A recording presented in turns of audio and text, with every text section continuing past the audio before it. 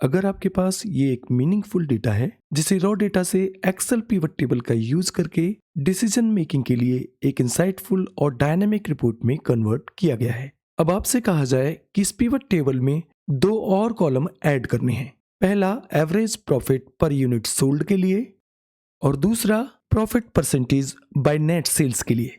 अब आप सबसे पहले यहाँ पर पिवट टेबल फील्ड्स को चेक करेंगे, बट यहाँ पर आप देखेंगे ये दोनों फील्ड्स अवेलेबल ही नहीं है।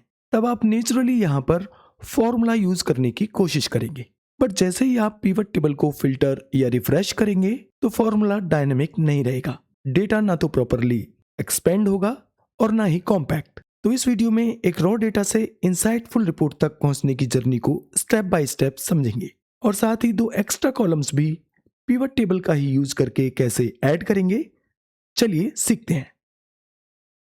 तो ये हमारे पास रॉ डेटा है जो काफ़ी बड़ा डेटा है जिसे हमें इंसाइटफुल रिपोर्ट में कन्वर्ट करना है।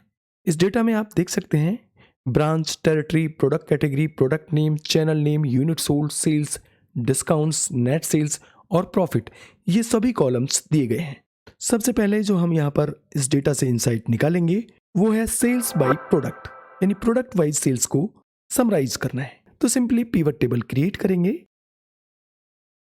और यहाँ पिवट टेबल फील्ड्स में से प्रोडक्ट नेम को रोज में ड्रैग एंड ड्रॉप करेंगे और यहाँ से सेल्स को वैल्यूज में ड्रैग एंड ड्रॉप करेंगे और यहाँ पर रिपोर्ट विजिबल हो गई है सेल्स बाय प्रोडक्ट।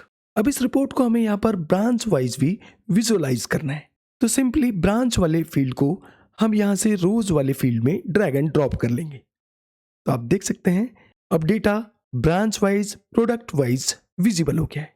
अब यूनिट सोल्ड को भी हम यहाँ पर विजुअलाइज करना चाहते हैं तो वैल्यूज में ऐड कर लेंगे, तो आप प्रोडक्ट वाइज यूनिट सोल्ड्स भी यहां पर देख पाएंगे। ठीक इसी तरह से हम यहां पर नेट सेल्स को भी ऐड कर लेंगे और इसके बाद प्रॉफिट को भी। यहां से डेसिमल प्लेसेस को रिड्यूस कर लेंगे, तो दोनों कॉलम्स को सेलेक्ट करेंगे, बहुत ही आसान है। Ctrl+1 प्रेस करेंगे तो फॉर्मेट सेल्स विंडो यहां पर ओपन होगी। नंबर पर क्लिक करेंगे और यहां से डेसिमल प्लेसेस को रिड्यूस कर लेंगे, 0 पर करेंगे। ओके, अब आप यहां पर देखेंगे कि जो ब्रांच वाइज यहां पर सब टोटल है वो अपर साइड में दिया गया है, जो किसी रिपोर्ट के लिए बेटर विजुअलाइजेशन नहीं है। तो इसको हमें नीचे करना है। तो इसके लिए डिजाइन पर क्लिक करेंगे, रिपोर्ट लेआउट पर क्लिक करेंगे और यहां पर ये ऑप्शन है शो इन टेबुलर फॉर्म, इस पर क्लिक करेंगे तो आप देख सकते हैं सब टोटल्स नीचे आ गए। अब ये रिपोर्ट तो हमने यहाँ पर क्रिएट कर ली branch wise, product wise, but अब हमें केवल इसे ब्रांच वाइज करना है। तो ये ब्रांच वाले कॉलम में कहीं पर भी क्लिक करेंगे, पिवट टेबल एनालाइज पर क्लिक करेंगे और यहाँ पर देखिए ये ऑप्शन है कोलैप्स फील्ड, इस पर क्लिक कर देंगे तो सभी फील्ड्स यहाँ से कोलैप्स हो जाएंगे। टेबल में कहीं पर भी क्लिक करेंगे और इसको कॉम्पैक्ट फॉर्म में कर लेंगे। रिपोर्ट लेआउट पर जाकर शो इन कॉम्पैक्ट फॉर्म, तो आप देख सकते हैं अब ये report purely branch wise create हो गई है। अब किसी पर्टिकुलर ब्रांच का डेटा यदि यहाँ पर देखना है तो बस यहाँ प्लस के आइकन पर क्लिक करेंगे तो उस ब्रांच का डेटा यहाँ पर एक्सपेंड हो जाएगा। वापस से यहाँ एक्सपेंड बटन पर क्लिक करेंगे तो कंप्लीट डेटा यहाँ पर विजुअलाइज हो जाएगा। रिपोर्ट लेआउट पर क्लिक करके शो इन टेबुलर फॉर्म पर क्लिक कर लेंगे तो सेम रिपोर्ट यहाँ पर आ जाएगी। अब सपोज इस डेटा को हमें किसी अन्य वर्कशीट पर पेस्ट करना है और वहां पर हमें ब्रांच वाइज इसको फिल्टर करना है, तो आप इसे फिल्टर नहीं कर पाएंगे क्योंकि जो भी ब्रांच नेम्स हैं उनके नीचे ब्लैंक स्पेस दी गई हैं, यानी रोज ब्लैंक हैं। तो हमारा यहाँ पर टास्क ये है कि जो ब्लैंक सेल्स हैं इनमें भी ब्रांच नेम शो हो जाए। तो इसके लिए भी हम पिवट टेबल का ही यूज करेंगे। यहाँ पर इस कॉलम में कहीं पर भी क्लिक करेंगे, राइट क्लिक करेंगे और फील्ड सेटिंग्स पर क्लिक करेंगे। अब यहाँ लेआउट एंड प्रिंट पर क्लिक करेंगे और ये रिपीट आइटम लेबल्स को सेलेक्ट करेंगे और ओके करेंगे। तो आप देख सकते हैं सभी ब्रांच नेम्स यहाँ पर रिपीट हो गए हैं इस तरह से। अब यहाँ पर हम टेबल डिजाइन चेंज करेंगे, तो डिजाइन टैब पर क्लिक करेंगे और यहाँ से कोई भी डिजाइन हम ले लेंगे, जो भी डिजाइन हमें रखना है। अब हमारा जो मेन टास्क है वो यहाँ पर आता है, जिसमें हमें यहाँ पर एक कॉलम ऐड करना है average profit per unit sold के लिए और दूसरा कॉलम यहाँ पर ऐड करना है profit percentage by net sales के लिए। तो इसके लिए भी हम यहाँ पर पिवट टेबल का ही यूज करेंगे। तो पिवट टेबल में कहीं पर भी क्लिक करेंगे और पिवट टेबल एनालाइज पर क्लिक करेंगे। यहाँ पर ये ऑप्शन है फील्ड आइटम्स एंड सेट्स, इस पर क्लिक करेंगे और कैलकुलेटेड फील्ड को ओपन करेंगे। फील्ड नेम यहाँ पर टाइप कर देंगे average profit per unit sold और यहां से हम फील्ड सेलेक्ट करेंगे प्रॉफिट। इंसर्ट फील्ड पर क्लिक करेंगे तो फील्ड यहां पर विजिबल हो जाएगा। इसको डिवाइड करेंगे यूनिट सोल्ड से, तो यूनिट सोल्ड वाले फील्ड को सेलेक्ट करेंगे, इंसर्ट करेंगे। बस इतना ही करना है, यहां से ओके करेंगे तो आप देखेंगे average profit per unit sold का कॉलम यहां पर ऐड हो गया है और ये सेम फील्ड यहां पिवट टेबल में भी डिस्प्ले हो गया है। अब आप यहां से इसको अनचेक भी कर सकते हैं और चेक भी रख सकते हैं। कॉलम को सेलेक्ट करेंगे, कंट्रोल 1 प्रेस करेंगे और डेसिमल प्लेसेस को डिक्रीज कर लेंगे, केवल 2 पर करेंगे, ओके करेंगे। तो यहां पर आप देख सकते हैं average profit per unit sold calculate हो गया है। अब दूसरा कॉलम यहां पर ऐड करना है profit percentage by net sales के लिए। तो प्रोसेस सेम ही रहेगा, pivot table analyse, field items and set, calculated field और यहां पर नेम देंगे column name profit percentage by net sales और यहां पर फील्ड ऐड करेंगे। तो पहले हम फील्ड लेंगे प्रॉफिट, इंसर्ट करेंगे, इसको डिवाइड करेंगे नेट सेल्स वाले फील्ड से। तो नेट सेल्स को सिलेक्ट करके इंसर्ट पर क्लिक करेंगे और यहां से ओके करेंगे। अब देखेंगे ये कॉलम भी यहां पर ऐड हो गया है। सेलेक्ट करेंगे कॉलम को और कंट्रोल 1 प्रेस करेंगे, नंबर यहां से डेसिमल प्लेसेस इंक्रीज करेंगे तो यहां पर डेटा विजुअल होगा। बट यहां पर ये कॉलम हमें चाहिए परसेंटेज में, तो सिंपली होम टैब पर क्लिक करेंगे और यहां से परसेंटेज वाले आइकन को सिलेक्ट करेंगे। तो profit percentage by net sales यहां पर विजुअल हो जाएगा और ये दोनों कॉलम्स अब पिवट टेबल का ही पार्ट हैं। ये पिवट टेबल फील्ड्स में इन दोनों फील्ड्स को आप देख सकते हैं, जबकि ये दोनों कॉलम्स रॉ डेटा में अवेलेबल ही नहीं है।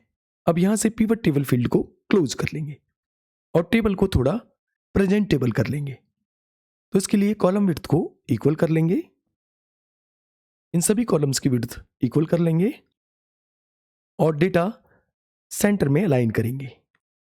यहां पर आप देखेंगे कॉलम नेम्स में सभी में सम ऑफ लगा हुआ है, क्योंकि पिवट टेबल डेटा को समराइज करता है, इसलिए सम ऑफ यहां पर शो होता है। बट यहां पर हम एक रीजनेबल नेम देंगे सभी कॉलम्स को, सम ऑफ को यहां से रिमूव कर देंगे।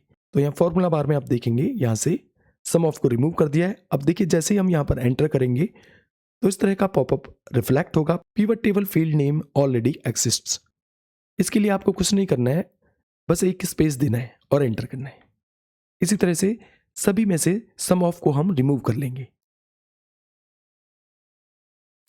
तो सभी कॉलम्स को हमने एक रीजनेबल नेम दे दिया है। यहां पर कॉलम विड्थ एडजस्ट कर लेंगे। अब यहां पर जो एक काम हमें करना है वो टेबल में राइट क्लिक करना है कहीं पर भी और पिवट टेबल ऑप्शंस पर क्लिक करना है और यहां पर auto column width on update वाले चेक बॉक्स को अनचेक करना है और यहां से ओके करना है। अब टेबल को आप जब रिफ्रेश करेंगे तो टेबल ऑटोमेटिकली एक्सपेंड या कॉम्पैक्ट नहीं होगा। वापस से इस कॉलम को परसेंटेज फॉर्मेट में कर लेंगे और यहां पर कंडीशनल फॉर्मेटिंग यूज कर लेंगे। तो होम टैब पर क्लिक करेंगे, कंडीशनल फॉर्मेटिंग और कलर स्केल्स वाले ऑप्शन को सिलेक्ट करेंगे और यहां से ये कलर स्केल अप्लाई करेंगे। इस आइकन पर क्लिक करेंगे और यहां से इसको चेक कर देंगे तो सभी सेल्स में कंडीशनल फॉर्मेटिंग अप्लाई हो जाएगी, जो profit percentage by net sales वाला कॉलम है। अब मान लीजिए इस रिपोर्ट को हमें प्रोडक्ट कैटेगरी वाइज फिल्टर करना है, तो इसके लिए इंसर्ट पर क्लिक करेंगे और स्लाइसर वाले ऑप्शन को सिलेक्ट करेंगे और यहां से प्रोडक्ट कैटेगरी को सिलेक्ट करके ओके करेंगे तो स्लाइसर बटन्स यहां पर विजुअलाइज हो जाएंगे। अब ये सेकेंड रो की हाइट यहां पर थोड़ा इंक्रीज कर लेंगे, स्लाइसर वाले ऑप्शन पर क्लिक करेंगे और यहां से कॉलम्स करेंगे 4 और इसको एक्सपेंड कर लेंगे इस तरह से और यहां पर इसको प्लेस करेंगे, एक्सपेंड कर लेंगे, स्लाइसर वाले ऑप्शन पर क्लिक करेंगे और यहां से कलर चेंज कर लेंगे, ये कलर लेंगे। एक कॉलम यहां पर इंसर्ट कर लेंगे, कॉलम ए की विड्थ कम करेंगे। अब व्यू टैब पर जाएंगे और यहां से ग्रिड लाइंस को अनचेक कर लेंगे। वापस से देखिए इसको परसेंटेज फॉर्मेट में कर लेंगे ये कॉलम को। अब देखिए यहाँ पर यदि हमें डेटा देखना है केवल बेवरेजेस का, तो बेवरेजेस कैटेगरी वाले बटन को सिलेक्ट करेंगे तो यहाँ पर डेटा विजुअलाइज होगा केवल बेवरेजेस कैटेगरी का। और डेयरी पर क्लिक करेंगे तो डेयरी का, पर्सनल केयर पर क्लिक करेंगे तो पर्सनल केयर का, स्नैक्स पर क्लिक करेंगे तो स्नैक्स का। और यहाँ से इस क्रॉस बटन पर क्लिक करेंगे तो डेटा सभी कैटेगरीज का दिखेगा। अब लास्ट टास्क जो यहाँ पर करना है वो है रॉ डेटा को टेबल फॉर्मेट में कन्वर्ट करना। तो ये रॉ डेटा पर आएंगे और इसे टेबल फॉर्मेट में कन्वर्ट करेंगे। कीबोर्ड से Ctrl+T प्रेस करेंगे और ओके करेंगे तो डेटा टेबल फॉर्मेट में हो जाएगा। इससे डेटा रेंज डायनेमिक हो जाएंगी। जब भी आप नया डेटा यहाँ पर ऐड करेंगे रॉ डेटा में तो वो रिफ्रेश करने पर ऑटोमेटिकली पिवट टेबल में अपडेट हो जाएगा। तो इस तरह से बड़ी आसानी से आप एक रॉ डेटा को एक इंसाइटफुल रिपोर्ट में कन्वर्ट कर सकते हैं। अभी के लिए बस इतना ही। नमस्कार।